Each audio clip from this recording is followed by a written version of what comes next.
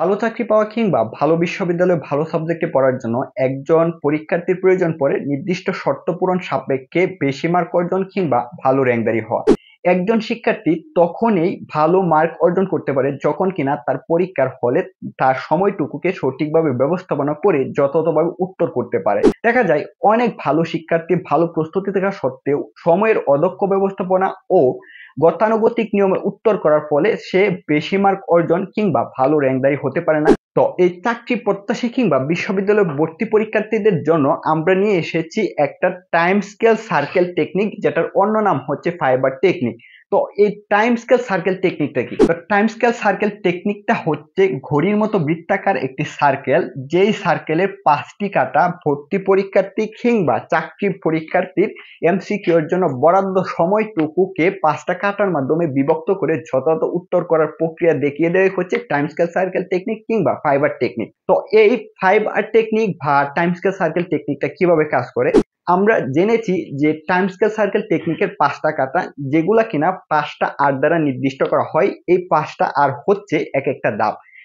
তো এখানে নিম্নলিখিত শর্তগুলো বলে রাখা ভালো। এই ফাইবার টেকনিকটা তখনই কার্যকর হবে যখন কিনা একজন পরীক্ষার্থী তার এমসিকিউ এর ক্ষেত্রে অ্যাপ্লাই করবে, পাশাপাশি এখানে যে 5 আর রয়েছে এই 5 এর যে পর্যায়ক্রমিক ধারাটা বজায় রাখবে, তখনই কিন্তু এই ফাইবার টেকনিকটা তার ভর্তি পরীক্ষার ক্ষেত্রে ভালো র্যাঙ্ক অর্জন কিংবা বেশি মার্ক অর্জনের ক্ষেত্রে কার্যকর হবে।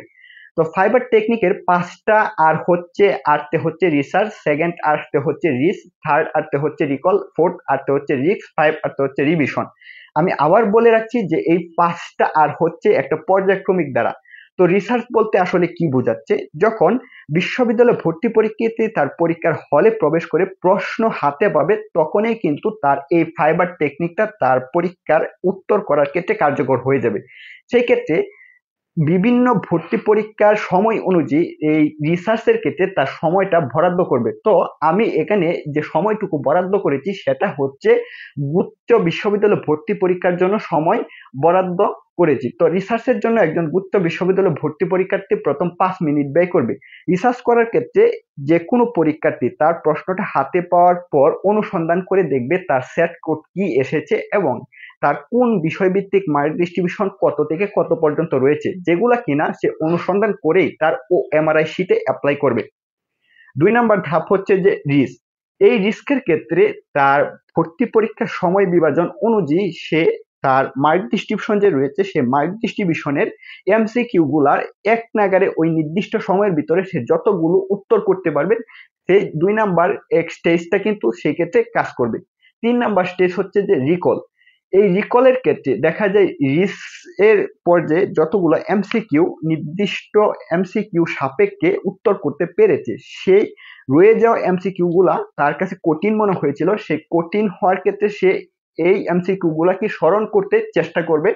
আর এই রিকলের স্টেজে সে আরো 2টা কাজ করে নেবে, সেটা হচ্ছে যে এমসিকিউ গুলা তার কাছে কনফিউজেবল মনে হবে সে সেটাকে ইন্ডিকেট করবে সি দ্বারা, এবং যেগুলা সে তার উত্তর করতে পারবে না সেগুলাকে ইন্ডিকেট করবে হচ্ছে এন দ্বারা। ফাইবারের 4 নাম্বার স্টেজ হচ্ছে রিস্ক। সে স্টেজ 3-এ রিকলের মাধ্যমে যে 2টা কাজ করেছিল কনফিউজেবল এবং নট আনসার, এই 2টাকে সে রিস্কের ক্ষেত্রে অ্যাপ্লাই করবে। তো একজন বিশ্ববিদ্যালয় ভর্তি পরীক্ষার্থী কখন রিস্ক নেওয়া উচিত সেটা নির্ভর করবে তার উত্তর করা এমসিকিউ এর উপর। যদি এখানে যে জিএসটির জন্য 100টা এমসিকিউ রয়েছে, সেই 100টা এমসিকিউর মাঝে সে যদি 40 এমসিকিউ সে উত্তর করে থাকে, কিংবা সে যদি 50% এমসিকিউ উত্তর করে থাকে, তবে তার রিস্ক নেওয়া উচিত বলে আমি মনে করি। আর রিস্ক নেওয়ার বিষয়টা নির্ভর করে হচ্ছে যে নেগেটিভ মার্কের উপর। যেখানে নেগেটিভ মার্ক কম থাকে সেখানে রিস্ক বেশি নেওয়া যায়, আবার যেখানে নেগেটিভ মার্ক বেশি থাকে সেখানে রিস্ক কম নেওয়া যায়। তো এই ফাইবার টেকনিকের 5 নাম্বার বা ফাইনাল ধাপ হচ্ছে যে রিভিশন। এতক্ষণ পর্যন্ত একজন পরীক্ষার্থী রিসার্চ, রিস্ক, রিকল, রিস্ক এই 4টা ধাপ যে সে ওভারকাম করে এসেছে, সেই ওভারকাম করার ক্ষেত্রে তার কোন জায়গায় লেকিং শুরু হয়ে গেছে।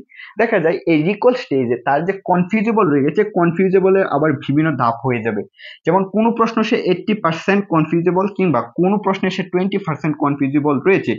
যে প্রশ্নে যত বেশি কনফিউজ সে অবশ্যই সেটা উত্তর করবে না, সেই ক্ষেত্রে তার এই যে ঘাটতিটুকু রয়ে গেছে সেই ঘাটতিটুকু সে এই রিভিশন পর্যায়ে এসে অ্যাপ্লাই করবে।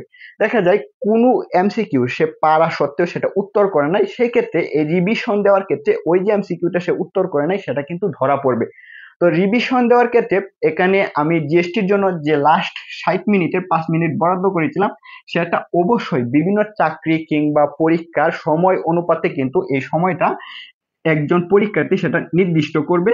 আর এই রিভিশন পর্যায়ে একটা গুরুত্বপূর্ণ বিষয় হচ্ছে যে সময়টুকু বরাদ্দ করা হয়েছে সেই সময়টুকুর ভিতরে রিভিশন দিয়ে কিন্তু ওএমআরআই শিটটা যে পরীক্ষক থাকবে কিংবা যারা এই ওএমআরআই শিটটা নিয়ন্ত্রকে রয়েছে তাদের হাতে সরবরাহ করতে হবে।